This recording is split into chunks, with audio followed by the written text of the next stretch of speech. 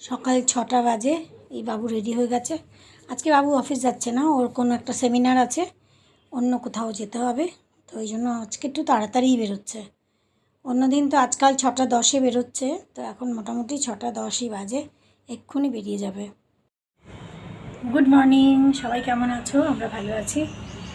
Happy Guru Purnima in advance.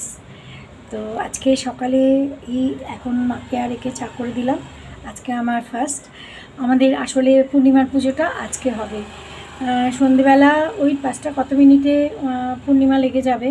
তো আমাদের যে পুরোহিত মশাই, ওনার ফোন এলো কালকে যে রোববারে পূর্ণিমা সারাদিন আছে, 3:46 পর্যন্ত, কিন্তু আমার রোববারে একটা বিয়ে আছে, তো সেই জন্য যদি আপনারা শনিবারে সন্ধেবেলা পুজোটা করে নেন। আমরা বললাম ঠিক আছে, কোনো ব্যাপার না, পূর্ণিমা যখন লেগেই যাচ্ছে পুজো তো করা যেতেই পারে। তো যাই হোক, যে গুরুরা আমাদের নাচ গান পড়াশোনা আধ্যাত্মিক লাইনে প্রত্যেকটা লাইনে যে গুরুরা আমাদের পথ দেখিয়ে নিয়ে চলেন, তাদেরকে আমার অসংখ্য অসংখ্য প্রণাম। মানে গুরু বিনা আমরা তো কিছুই না, গুরু রাস্তা দেখিয়ে নিয়ে চলেন। তো সেই আজকে গুরু পূর্ণিমার দিনে তাদের অজস্র প্রণাম। তো যাই হোক, তো এখন মোটামুটি আমি রেডি হয়ে গেছি, 9টা বাজে। আজকে একদম ঝলমলে দিন, মানে খুব রোদ উঠেছে, একদম ঝলমলে ওয়েদার। তো আমি এখন রেডি হয়ে গেছি। আমার 9টা থেকে 10টা, 10টা থেকে 11টা দুটো ক্লাস আছে, অনলাইন ক্লাস করে তারপর মানে স্নান টান করে পুজো করব, পুজোর জোগাড় করব। স্নান করতে যাওয়ার আগেই মাকে আর একে দুজনকে খাবার দিয়ে দিয়েছি, দই কলা আর রুটি আজকে ওদের সকালের টিফিন। আর ঝন্টু যেমন কলা খায় সেরকমই। আর মার জন্য একটুখানি ভাতও রান্না করে রেখে দিলাম। মা একা না, মা আর ঝন্টুর দুজনের ভাত আর ডাল একটু আর আলু ভাজা। মা বলেছিল খাবো না, কিন্তু উপোস করতে দিলাম না, কারণ বয়স হয়েছে তো, যার জন্য এই যে ওকে খাওয়াতে বসিয়েছে, মাকেও খেতে দিয়েছি আর ওকেও খাওয়াতে বসিয়েছে। এই যে দই ভাত দেখো কীরকম করে খাওয়াতে হয়, শিকল বেঁধে ওই যে দুটো সোফার মাঝখানে ঢুকে যায়, এরপরে আর পিছনে জায়গা নেই যাওয়ার, তো এরমভাবেই ওকে খাওয়াতে হয়। স্নান করে রেডি হয়ে গেছি, আর এই গেছে দোকান বাজার করতে। কালকে অনেকবার বললাম সন্ধেবেলা যে কিছু দোকানপাট করে রাখো, শুনলই না কথা কিছুতেই।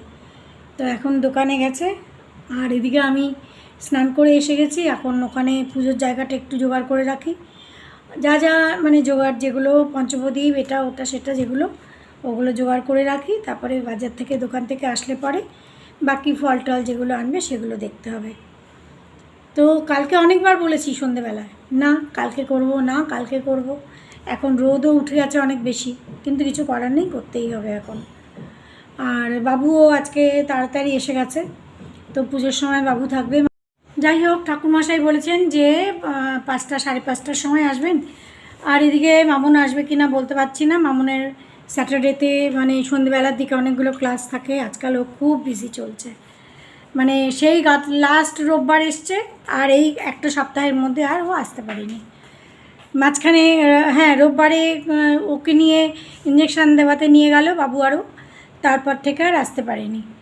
তো যাই হোক, দেখি যদি আসতে পারে তো ভালো কথা। আর এখন আমি চলো দেখি এবার আস্তে আস্তে করে পূজার জোগাড় করি।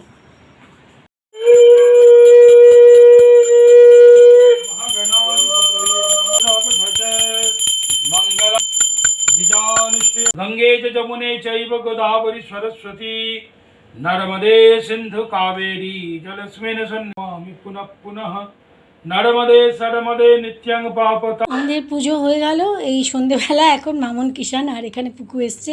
পুকু কিছুতেই আসবে না, অনেকবার বলে ঠলে মানে ফোন করে তারপর এসছে। আর মামুন আর কিষান এই এলো মানে সন্ধেবেলা, পুজোর পরে, পুজো হয়ে গেছে। পুকু তো ওদের থেকে অনেক ছোট, যখনই পুকুকে পায় মামুন বাবু কিষান ওর পিছনে লেগে যায়, মানে ওকে খেপাতে, আর ও খুব হেসে হেসে উড়িয়ে দেয়। এখানে দেখো আমি খিচুড়ি বসিয়ে দিয়েছিলাম পুজোর পরেই, কারণ ওরা তো আবার রাত্রিবেলা খেয়ে দিয়ে বাড়ি যাবে।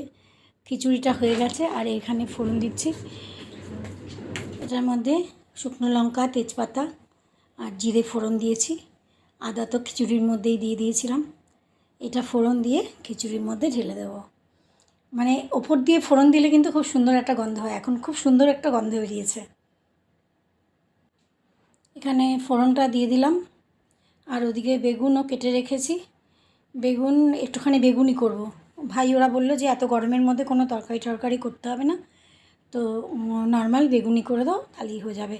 আর রাত্রিবেলা তো প্রসাদ খাওয়ার পরে রাত্রিবেলা ওরা আর কতটুকু খায়, তো এখানে বেগুনি করে দিচ্ছি। তারপরে খিচুড়ির সঙ্গে বেগুনি দিয়ে দেবো। বেসনটা আগেই গুলে রেখেছিলাম। 10:30 বাজে, ওদের খেতে দিয়ে দিলাম, মাকেও বসিয়ে দিলাম, রাত হয়েছে। তো কৃষ্ণা, ভাই, মাকে আর ওখানে পুকু, ওদের 4 জনকে খেতে দিয়ে দিলাম। ওরা খেয়ে দিয়ে আবার বাড়ি যাবে। পুকুর হাতেই একটুখানি বড় ভাইয়ের জন্য প্রসাদ পাঠিয়ে দেবো। ও আসেনি, টুসি বাইরে গেছে একটু ওর অফিসের কাজে, ওর নিজের কাজে, তো এই জন্য ওর হাতেই, পুকুর হাতেই প্রসাদ দিয়ে দেবো। আমি ওদের খেতে দিতে গেছি, তো এখানে এরা দুজনে মিলে কয়েকটা বেগুনি ভাজতে বলেছিলাম। আমার বাবুও এসে দাঁড়িয়ে গেছে, ওই দেখো বেগুনি উল্টাতেই পারছে না।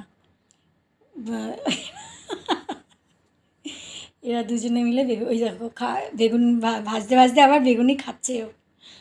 তো যাই হোক, এরা দুজনে মিলে বেগুনি ভাজছে, আর আমি ওদের ওখানে খেতে দিচ্ছি।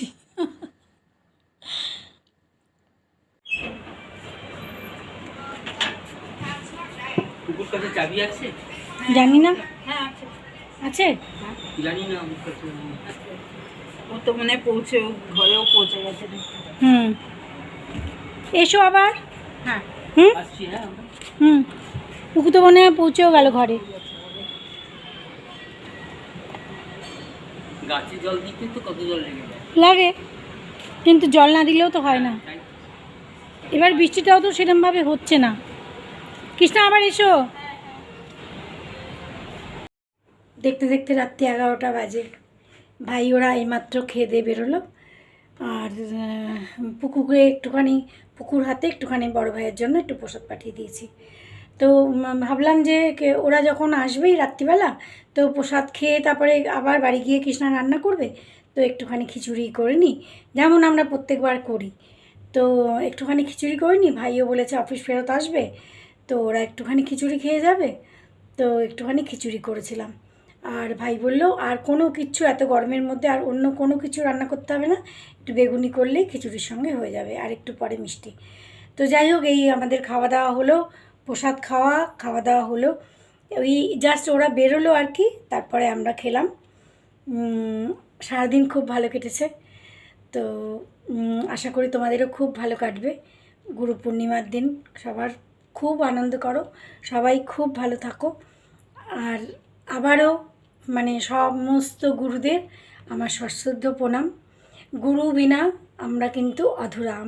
আজকের ব্লগ এখানেই শেষ করলাম। পুজোটাও খুব ভালো করে হয়েছে। আবার নেক্সট ব্লগে দেখা হচ্ছে। সবাই খুব ভালো থেকো। Good night.